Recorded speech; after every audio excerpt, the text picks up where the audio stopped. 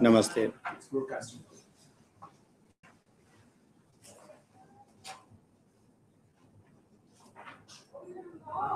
It's been a brief interval since we last discussed the Shiva Sutras. What is there to know is we all have a sense of I amness, a sense that is shared by children and old people, but there is also some sense of me among animals. And there is some sense of being also among plants. They have also some sense of desire or some form of desire to survive, to exist. That is why I'm saying sense of being.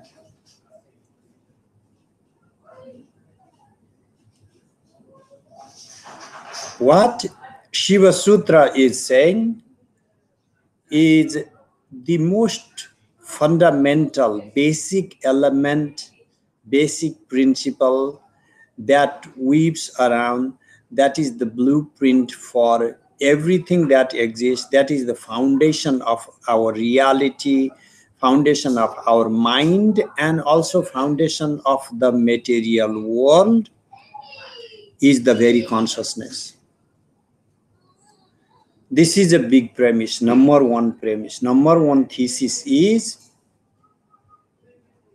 consciousness in its most pristine form weaves the world, expresses, unfolds. And if you see a seminal sperm unfolding in the form of an embryo and a child, there is some type of a biological planning and an entire roadmap in the infinitesimal being.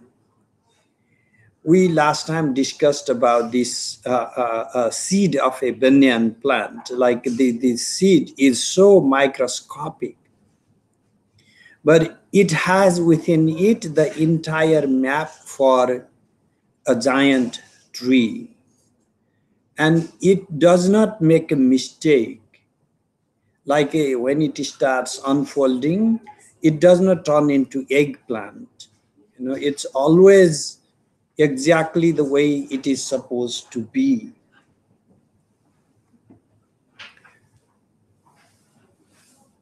So, but beyond that, what Shiva Sutra is actually saying is this consciousness itself has the entire roadmap of all the possibilities of the way you can unfold, because the potentials, the possibilities is called Shakti, power.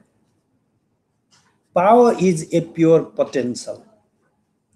There is no limit to power. You cannot define power. When you say indeterminable, it was never meant to say we can't know what it is. What it means is once you define this is the only power, it means there is something that you cannot do. It's all the potentials there. So now reflecting back within you, what is the consequence? Like these kids are told you cannot do this. We as grow up, we are told we cannot achieve such and so. And when we progress in our life, like relations, we get to a crossroad, we cannot make it up. We feel like we are stuck. Every step of the way in our life feels like we are powerless. So what is the point? If you want to study Shiva Sutra for a greater philosophical purpose of self-realization, that's wonderful. But what if you are only struggling with your homework? So even in that stage, even in that level,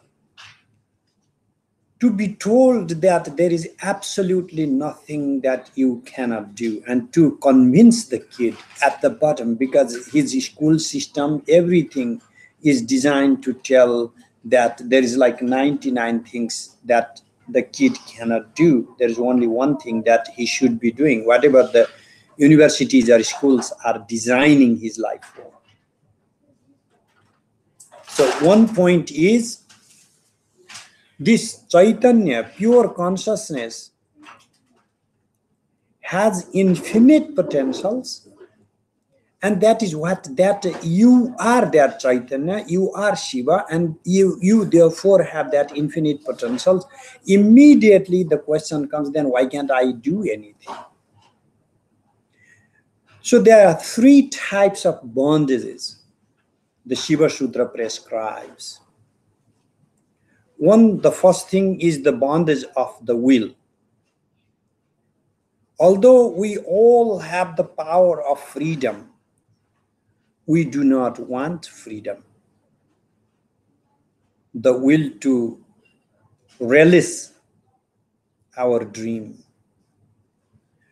Even though we know that this dream is there to be shattered, we know that it's not really real, but we want to linger. Sometimes, you wake up and then, oh my gosh, it was such a wonderful dream. I want to go back. And then if you are lucky, that has happened to me at least, and you want to get back to that dream, and then you just go back to the dream. Dream continues.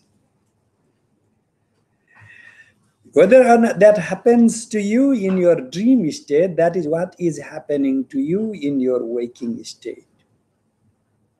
That because these small dreams, fantasies are so sweet that even after we know that it's not going to stick to us, we want to linger. Relations, we know it's not going to work, we want to linger. Jobs, we know there is a crossroad, but we want to linger. Life, we know it's going to terminate, but we will linger. That is the limitation of the will. The second is the limitation of cognition, or the mental faculties of the intellect, including the ego. We limit ourselves. We convince ourselves to be this and not that. We become a male, not female. We become a Nepalese or an Indian or an American and not Mexican and not Russian and not whatever. And we call ourselves human, means not animals and not plants. And the biggest thing is about the delimitation of the ego that allows us to interact with the rest of the world as us, me, this center being the subject, rest of the world as a field for my enjoyment, because this is the way it allows me to subjugate the rest, to define the rest, to interpret the rest, to name the rest, and to subordinate the rest. This allows my ego to come on top of the others. The pure ego game, which goes down to the process of cognition, in which we want to cognize things only the aspect that is satisfactory to me, that I have something to do with. I didn't know, these shopping things are still new to me. So just a year, 2 years ago, I found out when a friend of mine was giving me actually a tour in his shop, in a shopping mall, how they stack things. So they have all the things that kids might want in the lower shelves, and whatever then after the grown-ups might want in the higher shelves. So it's like everybody can be entertained, and so they are exposing things according to desire.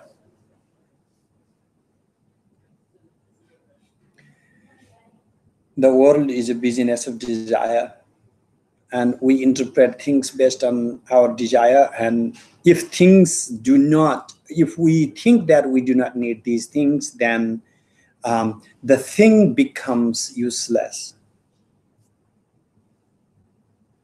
Things are neither useful nor useless on their own. It's only in relation to us that we interpret some things as useful and others as useless. Our world is relational. We interpret everything in terms of our desire. And then our actions, our motivations, which is controlled, guided by also our flesh memory, that is the body. Body is not in opposition to the mind. The way we are told, even in Hindu, many forms of spirituality, that there is this soul and that's a body, and they're just two completely separated things. And the soul is for heaven and hell. You keep roaming around, and then the body is here. Our body is trapped, a sinful place, even, and so on. So I have every time, this is one of the things I will keep repeating, is body and mind is like the north and south poles of the same magnet. That you cannot say, can you just give me a north pole, because I don't want. I just go to the magnet shop and can you just cut it into half and give me the north pole? I don't want a south pole in my magnet. That's not how it works. So it's a continuity, it's a continuum. So it's because there is only one basic principle. That's what I'm talking about. That's what Shiva Sutra, not me. I mean, that's what Shiva Sutra is talking about. That at the end of the day, what if this is just matter? Fine. If you call that matter, I personally have no objection to that. As long as you see that it has this effulgence, potential, it becomes little difficult for me to say, how did this inertia, matter without any mind, any volition, any consciousness, started to be and to manifest, to unfold in multiplicity, to be like me and you, to have desire, to have ego. And the opposite, of course, comes then. Why would that singular continuity of pure lucidity, pure consciousness have this manifold and inertia? So our way is forgetting. We have allowed to forget ourselves. It's a small game of hide and seek, which kids play a lot. That when you do not see something and then you discover, there's kind of fun. It's a process of hiding oneself and rediscovering oneself, and that is why we are not aware of our totality, full potential. That is what it is. That is as much as these three bondages of the body and the mind and the will and cognition and action and desire, these three, Ichcha, Jnana, and Kriya, Shakti. That is something that goes without saying, that we had already discussed before. So it may be a little bit of a repetition, I know, but I will start still from number 5. Udyamo Bhairava. For some audience, Bhairava is completely unknown entity. We began a Bhairava conversation not too long ago, and then for some got shocked or horrified. Oh my gosh, what is this Bhairava? For particularly people who are culturally exposed or deeply ingrained to Hindu culture, it can be even more problematic, because we are stuck to see Bhairava as a wrathful black with, skull or a chopped off head with the sword, carrying with the, and all the stories about. That is for the storytelling time. So in philosophy, in the philosophy of Shiva, in the Shaivite doctrine, Bhairava, this consciousness in itself has its own yama, a motion that has the desire to surge up,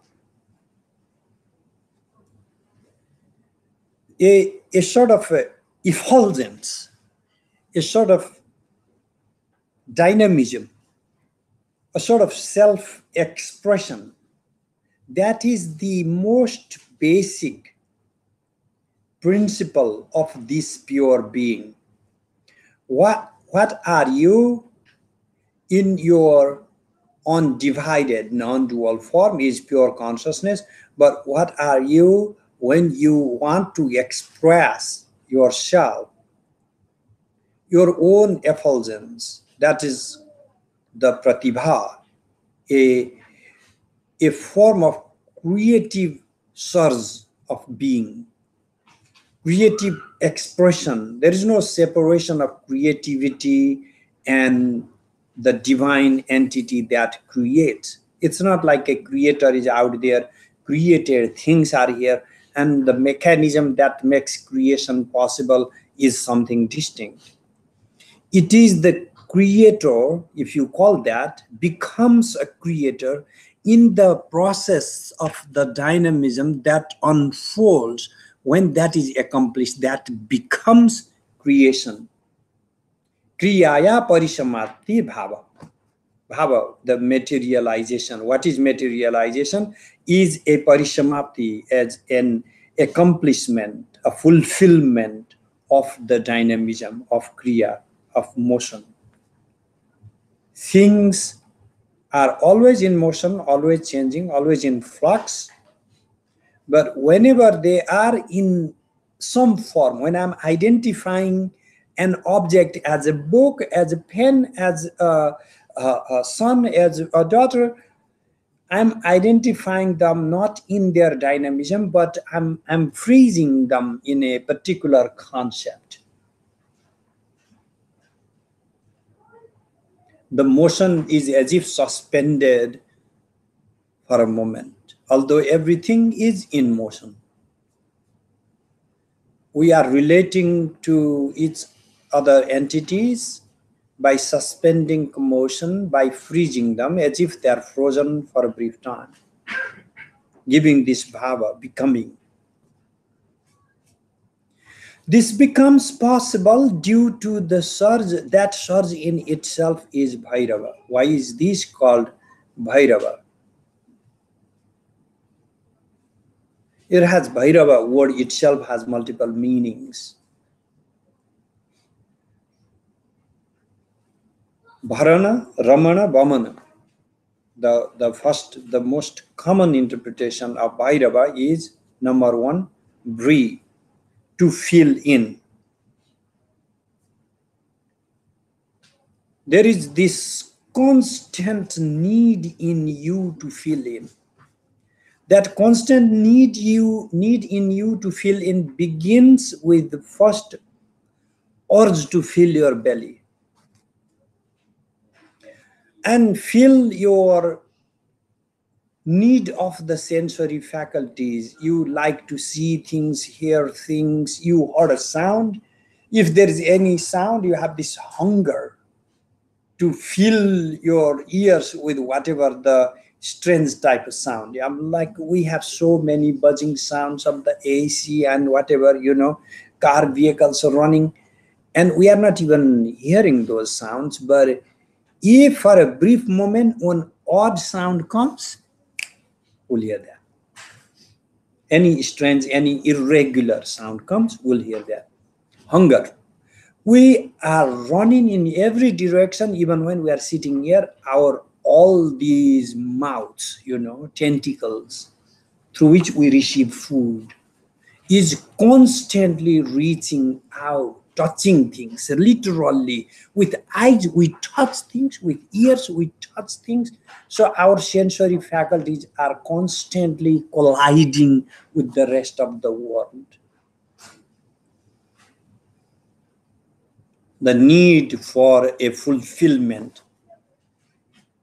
Second characteristic is Ramana, to enjoy. I don't need to even explain. Every activity is directed towards this enjoyment. And Vamana, to emit, to throw out.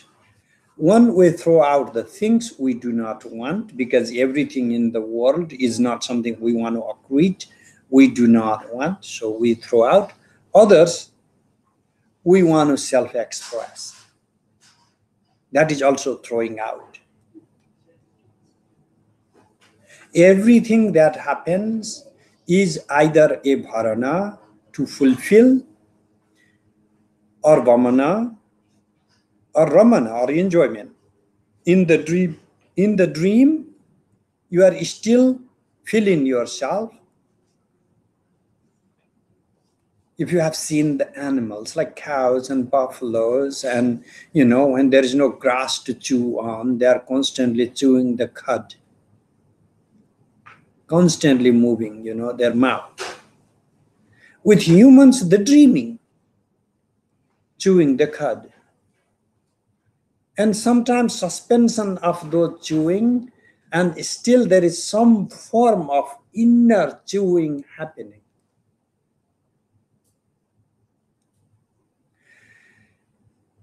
This is not about worshipping this God or that God, or not worshipping this God. This is about orienting towards our innermost design and understanding that design and recognizing that design and aligning with that basic principle of who we are.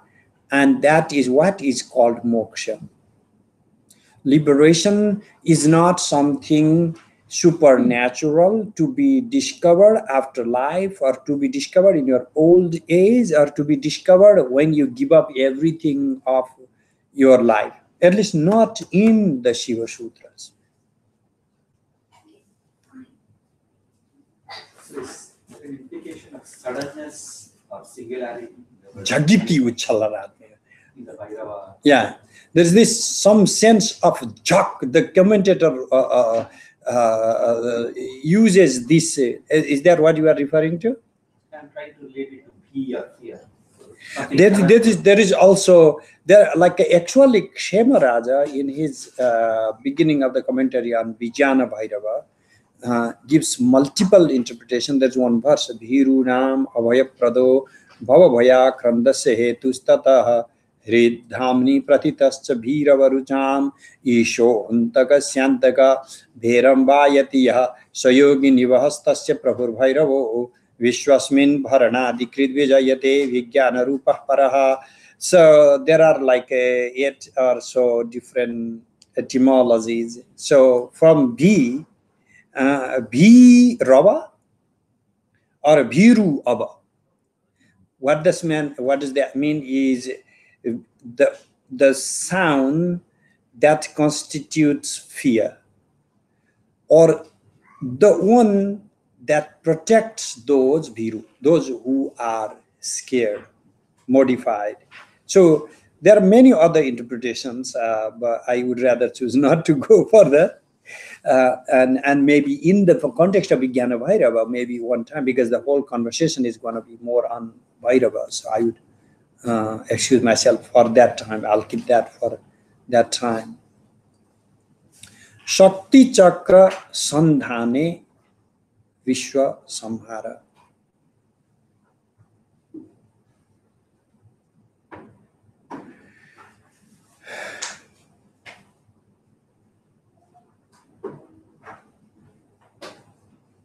Vikasati Chakati Karoti Krintati iti Chakram. Abhinava Gupta gives again multiple definitions for the word chakra. Let's just go to simple, basic understanding of chakra as a circle or constellation or group of energies, Shakti chakra. When you do sandhana, put together, hold on to it like anusandhana.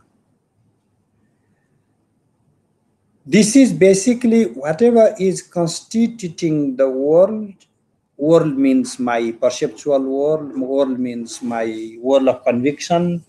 World means everything that we do in our transaction. Vishwa. Vishwa is when you are awake to everything in the world. Materiality is Vishwa. Samhara is not just a dissolution or a destruction. Samhara is a reabsorption. Because there are many other examples why these things make a big difference in philosophy.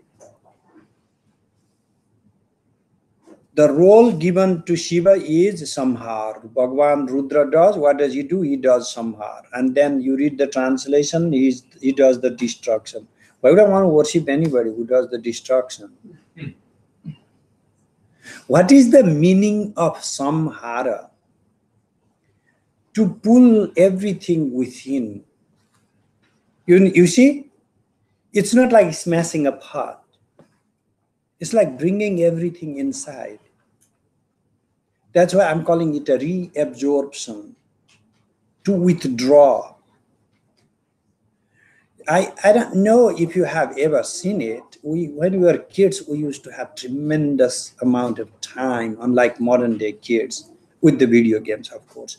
And of course, where I grew up is very humid and all green, so spiders. I have actually seen spiders, so many varieties of spiders, and I have seen the spiders actually reabsorbing their net too. Not all the spiders do that, but I have actually seen the spiders also weaving back, basically. Because that example comes later. Only when I grew up, I got that in some Upanishadic discourses, the example of the spiders reabsorbing its web, and most people had no clue because they haven't observed the spiders. Look at the way these rishis were closely observing the nature for their examples too. There are very few varieties of spiders that can actually reabsorb their web net. Okay? That is Rudra. The world is spread out. Who takes into himself, within himself, is reabsorption. Samhara, that is the Vishwa Samhara. Vishwa Samhara does not mean the annihilation of the world. It's not like a dropping a nuke or something. It's taking back to its primordial original form. It's allowing it to go back to the way it was before. That is the task given in our description of triadic interpretation. That is the task given to Shiva, to take things back to its original form. And then that requires sometimes to shatter our delusions. Deconditioning. Shakti Chakra Sandhana. So again, every sutra can be interpreted in many ways, and I don't even need to tell you that even Kshemaraja, there are other acharyas have interpreted differently. There's a Vartika also, and so these sutras are open to new interpretation. But anyway, I'm just making a gloss only, basic summary. To go to a more, I think something that we all can relate to. And there is a deep connection with the whole thinking that started from early Brahmana text to the latest neurology, like I think some of the colleagues working in this field are going to come give some presentations. I'll let you guys know um, on philosophy and neurology. So this sutra is Jagrat Swapna Sushupta Bhede Turya Bhoga Sambhava. Turya and Abhoga.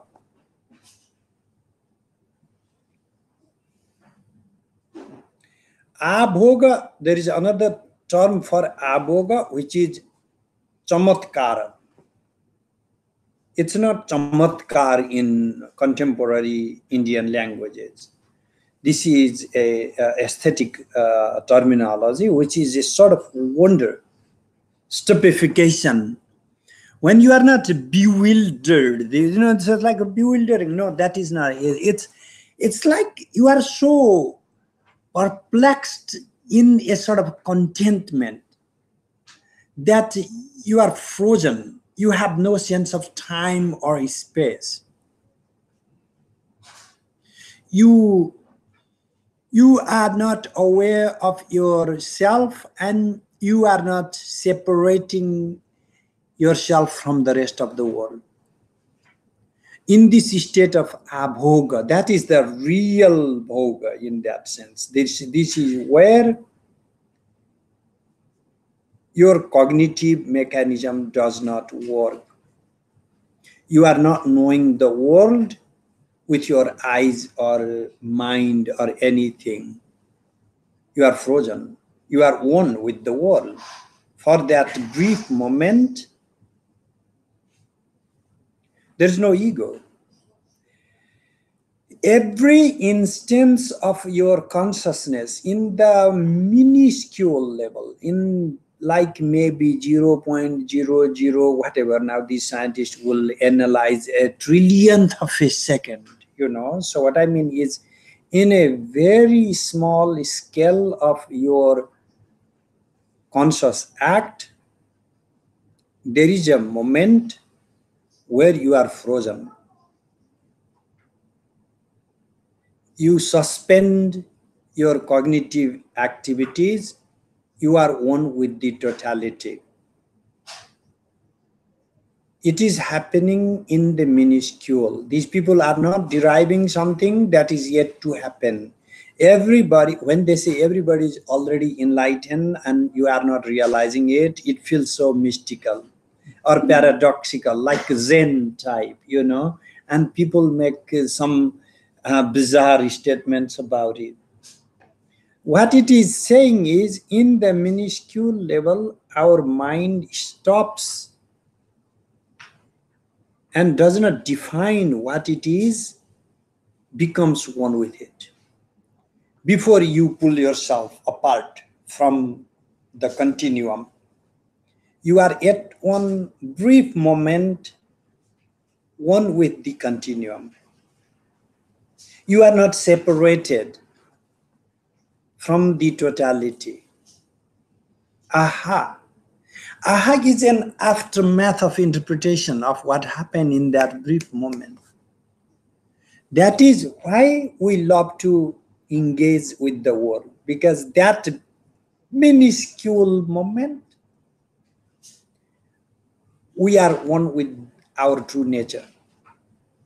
Immediately, when I say I know something, immediately a whole bunch of things come and cover our mind and our consciousness. The language emerges, the culture emerges, the way I am trained to interpret some of the things, the embodiment emerges, and then things become good and bad, things become likable, not likable, things become soft and hard. It's all a language game. But there is this moment. That is Turiya, the fourth state.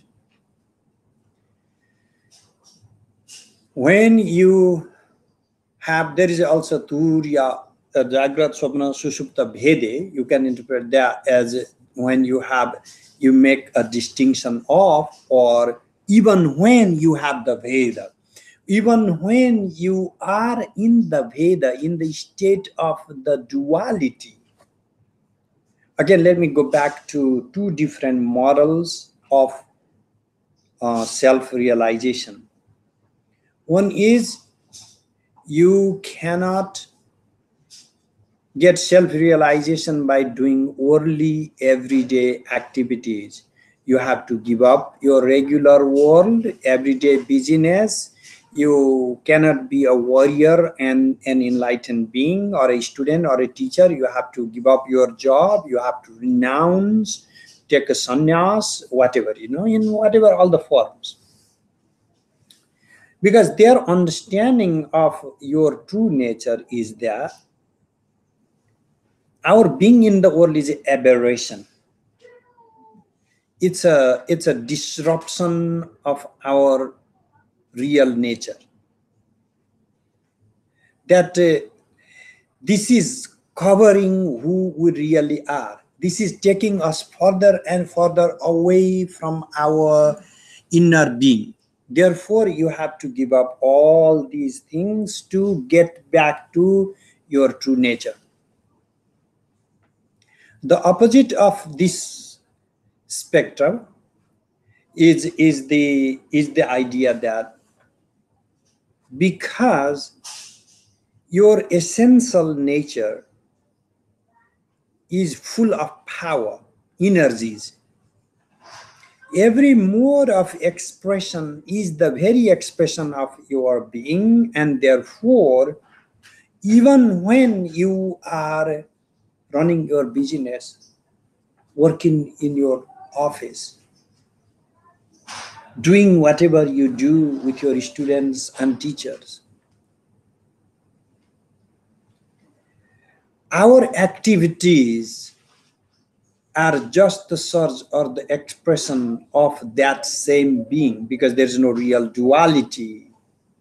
Therefore, you can recognize yourself even in this duality, even when there is the world expressed in the manifold.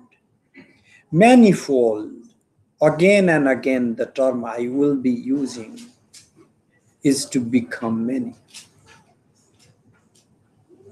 Manifold is your own nature.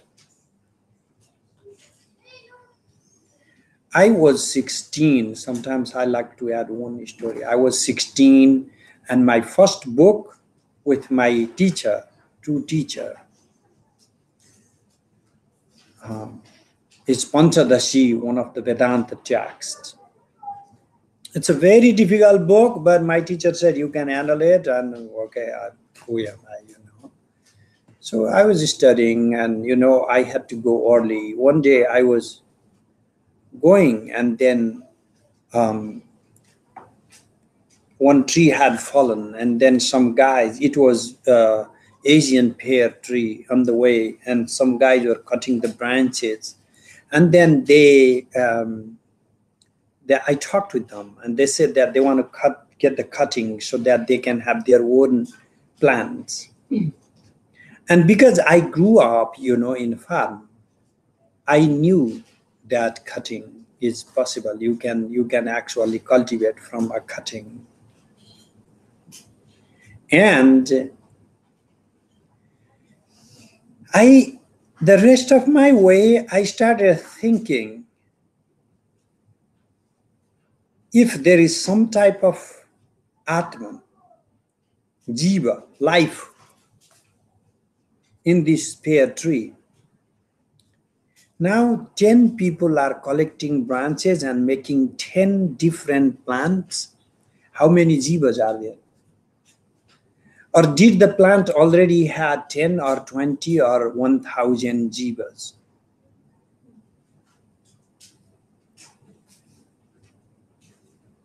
And then I went and asked my teacher. And what I did not know, I didn't go to biology classes like you guys do.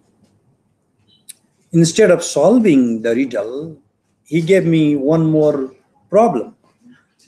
But he said, look at the frogs, you can have this dead frog, and of this body, thousands of frogs come out. Every cell, from every shell of a frog, many, many frogs can come out. My guru said that.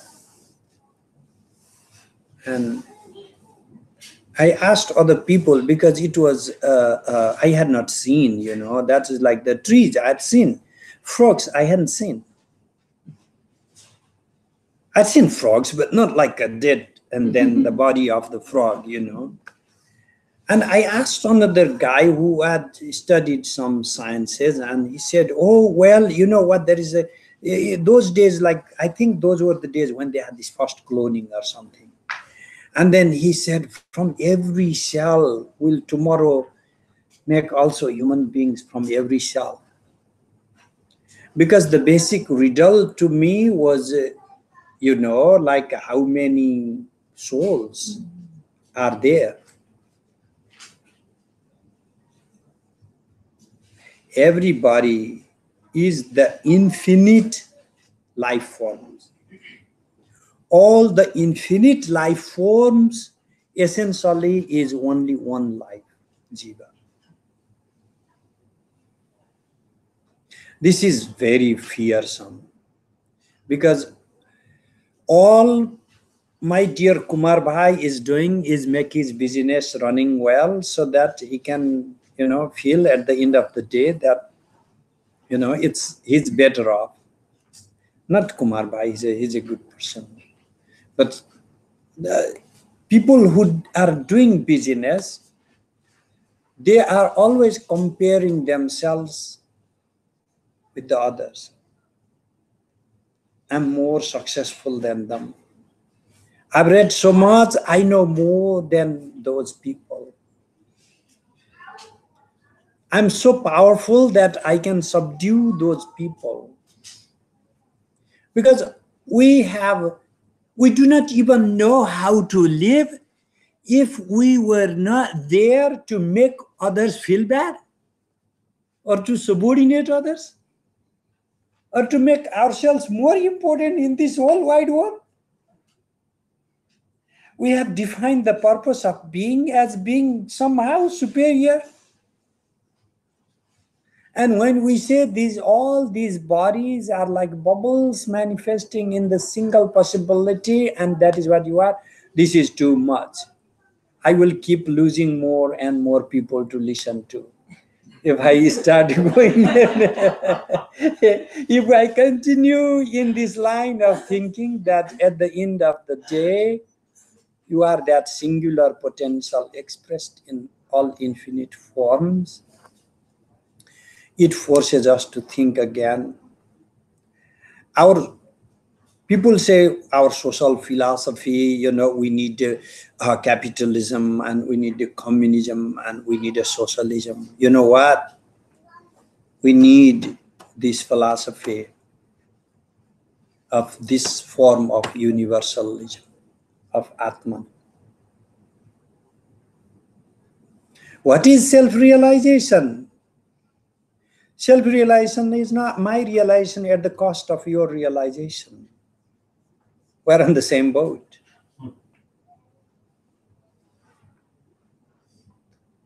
So going back to Jagrat, Swapna, Susupta, Bhede, Jagrat is a waking state. Swapna is a dreaming state.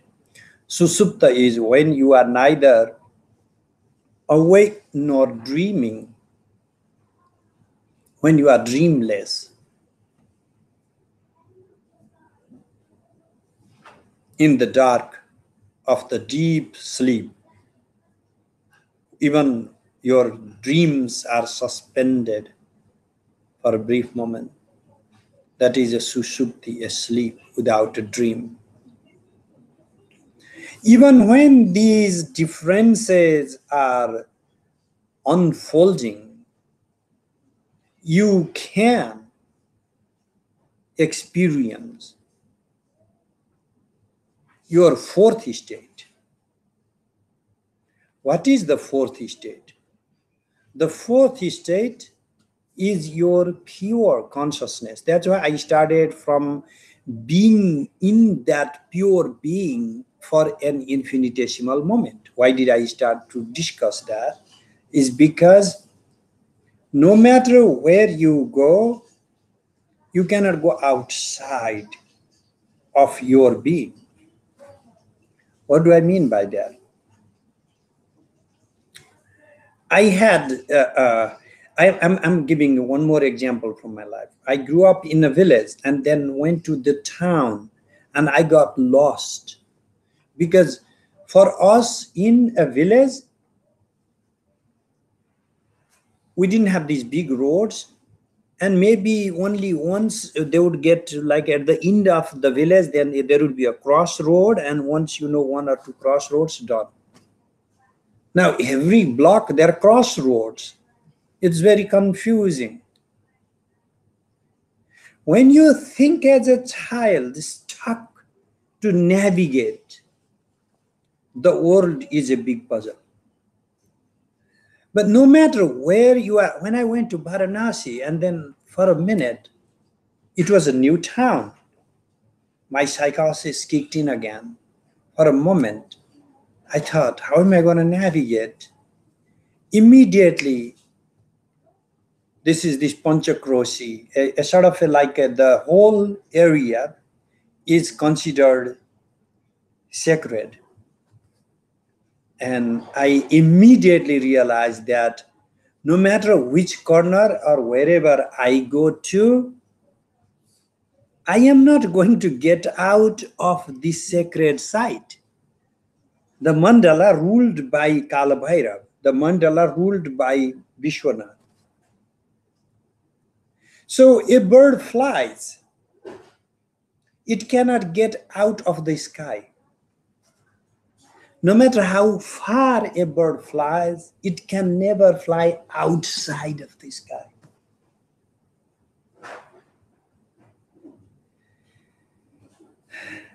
Waking, dreaming, and deep sleep are your modifications in a very small space of your full potential. No matter how long the dream is or the waking state is, it's just like no matter how far the bird flies, just the same way. No matter how long the life continues, it's like a very small part of your full being that is expressed in the course of life, that is felt, that is experienced, that is manifest, that is unfolded.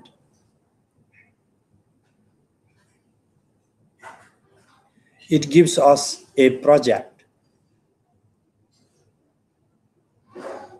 Pado asya vishwa bhutani tripadasya amrita. Every single philosophy can be traced. So the entire manifestation in the world, not like the expression of being or things, also your thoughts, is just a small fraction of the potential that is out there in the totality of your own being.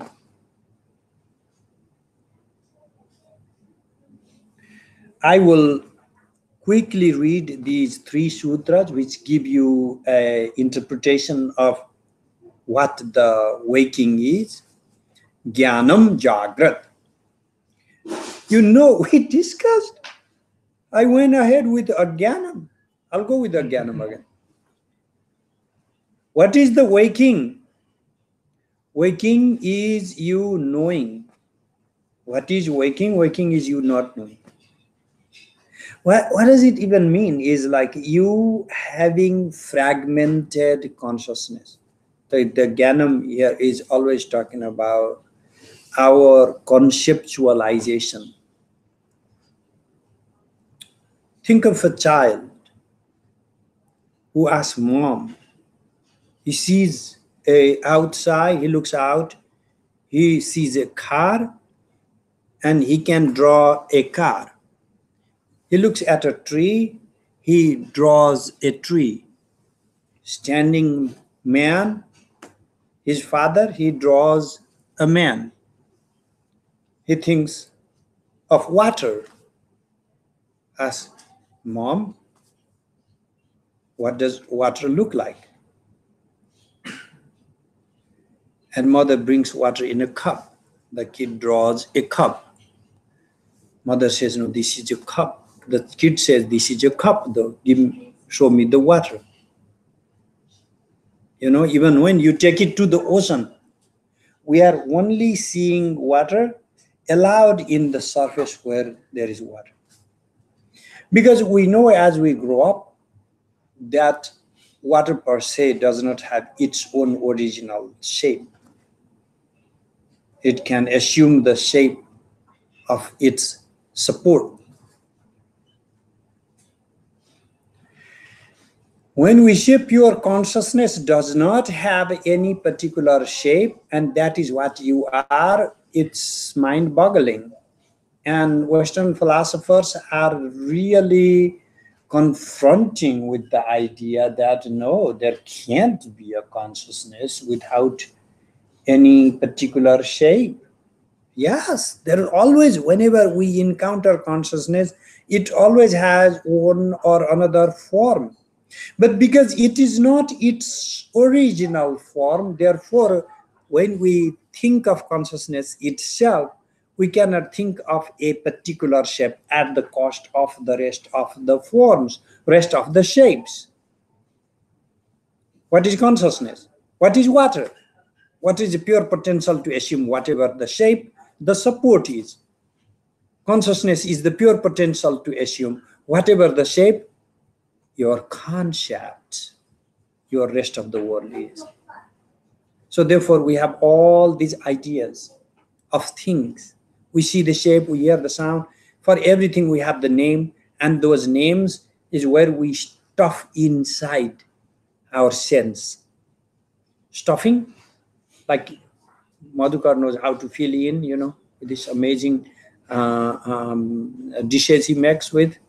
It's like the things are stuffed in with consciousness, and then we see things in that particular shape or form.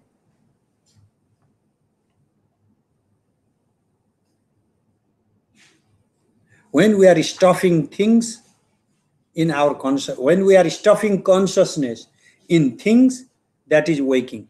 Okay, Jnanam Jagrat, that is what it is. And Swapno Vikalpaha. Now, what is dreaming then? Any fantasy is dreaming. He doesn't make a distinction actually, because Vikalpa is construction. Vikalpa is whatever you imagine. Vikalpa is when you have a variegated forms of this and that and that, or Vikalpa is when instead of having one thought, you have multiple thoughts. Or Vikalpa could also mean sometimes when you do not have the corresponding thing out there, you have only thought, even that.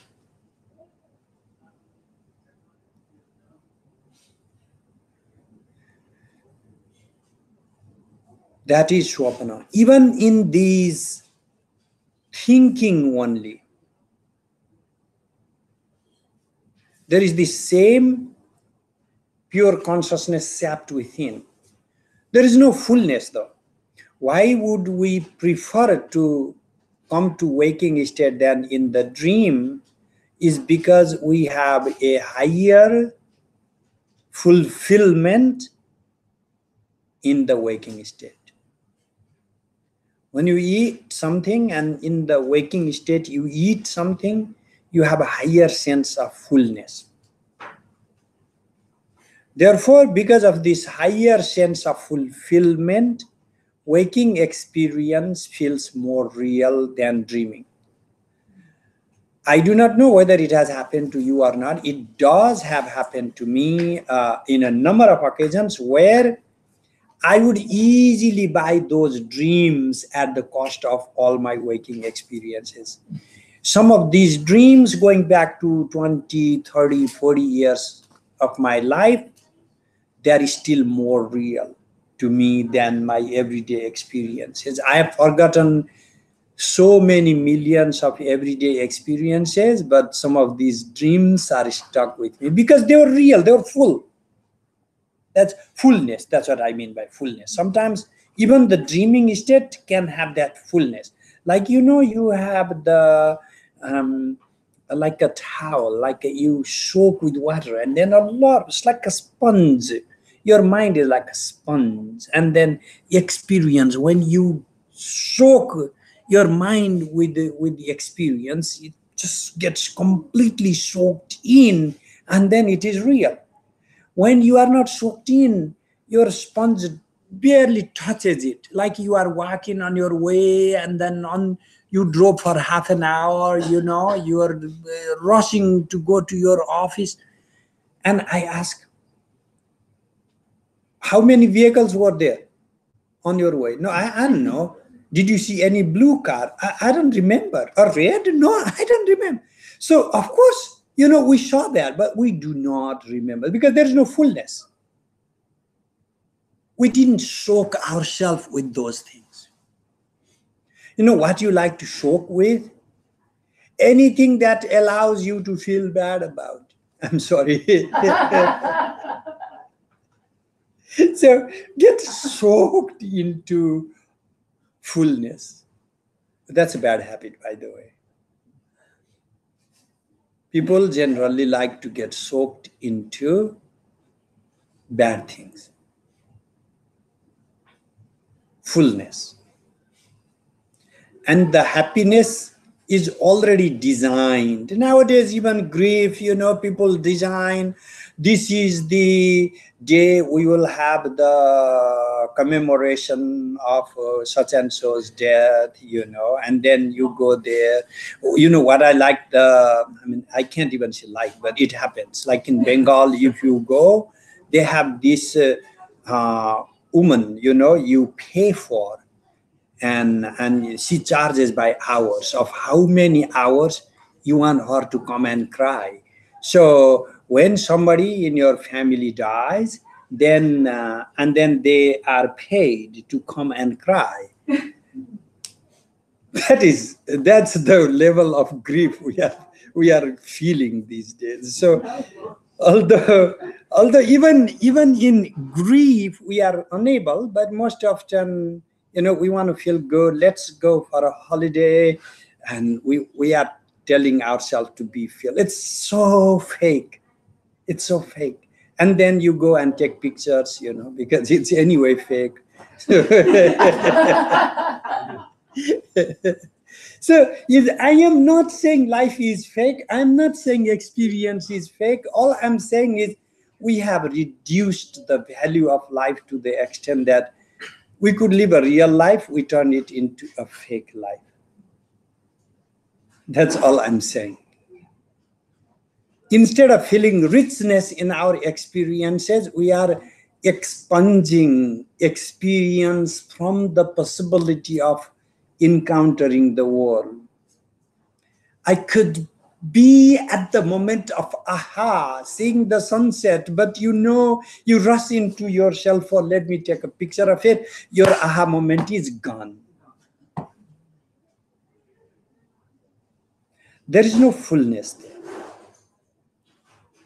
Fullness of experience is where you yourself are. Why do you like to have these experiences? It's because that is when you come close to you. It's not because those things are pleasant. You are pleasant. You have lost yourself and you are constantly seeking to rediscover yourself. And when you get this brief moment to get back to really see, your own inner being, and you like it, but it goes away.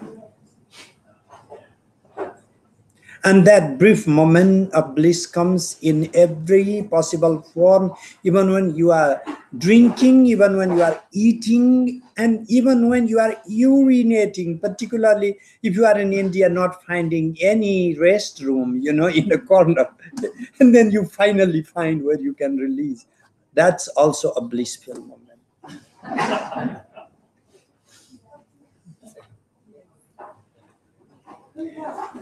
Oh, Viveko, and then I'll soon stop. As I said, oh, Viveko, Maya, Saushuptam, because this is the third part I had to discuss.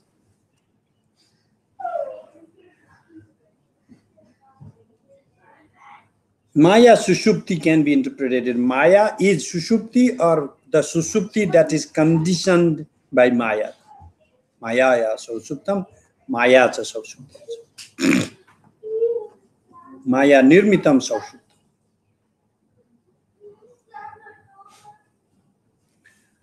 Viveka is a discernment. When you know things are different, you can distinguish things. When all your discernment collapses, you have no viveka. You cannot make a distinction. Not caused by wisdom. You can see oneness in two different conditions. One, you are so dumb that you can't see anything differently. Or you are so wise that you don't see anything differently. So, therefore, aviveka, this is Sushupta, is not the oneness of wisdom, not arising due to wisdom, but due to the lack of awareness.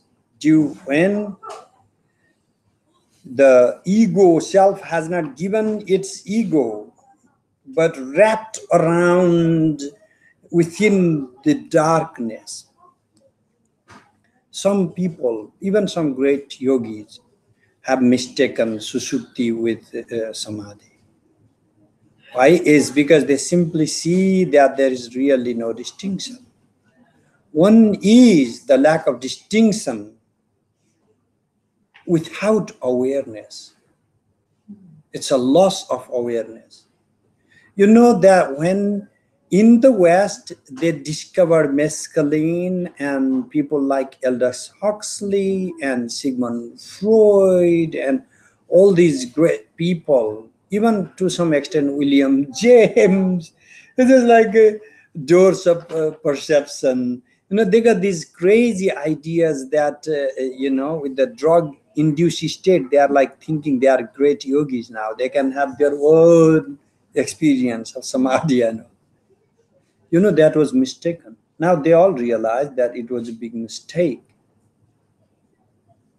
The same way, similar tendencies can appear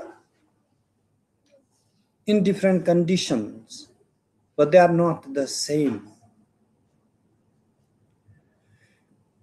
So the lack of discernment is Maya. Maya here is basically a limitation. It's not illusion, it's a confinement nevertheless. Mangmani. And that is where you have the Sushupta going towards a deep sleep. So if the text gave us these waking and dreaming and deep sleep states only to show us that our mind comes out in different stages. Mind manifests in the encountering of the world. And this is a biggest of the puzzles that ancient rishis made a project to discover oneself by trying to understand the variegated experience. I'm sound and sane and right now conversing with you. And if someone says, could you fly? I would find that very funny.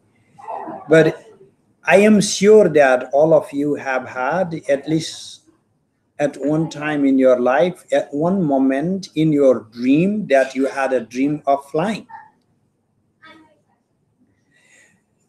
You wake up, you are the same person. You go to dream, you are still the same person. How on earth can you tell yourself that you can fly? How can you convince yourself in your dream that you can fly? Who is that ego? Who is that person? You know, our everyday routine life, 8 hours of the day, I am not who I think I am. And this waking ego that I think I am is also changing, because when you were a kid and today what you think yourself, you know that waking ego is also changing. What is not changing is the ground, that possibility, that is called Shiva, and that is what you are. Following this philosophy, that is the potential, the foundation, and that foundation is what allows you to keep telling your stories in all different forms every day you like. And if you go to that potential, the change becomes manageable for you, because you are not the change. You are the foundation where change occurs. If you just run with this change, forget about not having any ego, because every interaction in the world requires one or another form of an ego. There is always some form of me that relates to the other. A teacher relating to students, a husband relating to wife. Some sort of relation is there. Some form of ego is there. Self-subject is there. But if I convince myself that I am that particular ego, at the moment when I need to switch that ego, I commit crisis. The more seriously you cultivate that ego, the more troublesome your real life is going to be. You are a CEO in your business. You come back your house and you start telling yourself that you are a CEO. My dear friend, you are not going to get your good dinner. My students find it very funny when I tell them that if I ever go and give homework to my wife, she will beat me out of the house. That's it. So, because you know that the ego of the teacher, I am a teacher, is one ego, one subject. You have to switch that ego as soon as you enter a new paradigm. What is insanity is the inability to switch those egos. People cannot change according to those altering egos of dynamism, and that is the beginning. That is the genesis of psychosis. Our inability to let go of one ego, to transition from one ego to the other, is the root cause of every single psychological problem. What will happen to us repeatedly trying to go back to this foundation beyond definition, beyond concept, is to allow us to see that even in the worst possible loss of my ego, of whatever I think I am, the foundation is not destroyed. The more you make yourself consolidated with the foundation by pure thinking, just like sitting and thinking, there is nothing to do. You can't just jump off top and bottom, climb one mountain, cross a river, circumambulate one whole ginormous Kailas for 1,000 times. No. It's by pure thinking, by repeated and dense, intense thinking. The more you consolidate yourself as the foundation, the more solid you are going to make your journey between transitions from this life to the next. And we'll see again. And you will be more evolved and more awake. If you are grounded in that foundation, to let you unfold in the new manifestation, you are reborn a yogi. Kachinno va vibrastas chinna bhavivanashyati. Apratishta Mahava Brahmano Brahmana. In the Bhagavad Gita, Arjuna asked the same question. What happens to the yogis who cannot cross over to ultimate realization? Or Krishna says, nothing is going to happen. Everything is going to be fine, because once you are rooting yourself to that foundation, the transition will be so easy. You will get to that higher state, a simple and easy switch. So this is all I would like to share right now, and then of course we can have a further conversation.